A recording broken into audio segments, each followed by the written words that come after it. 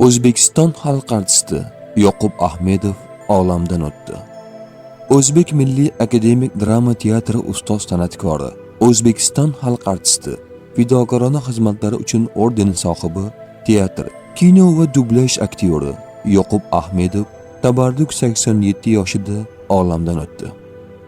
Kanalimiz nomidan marhumning oila a'zolari va yaqinlariga hamdardlik bildirib qolamiz.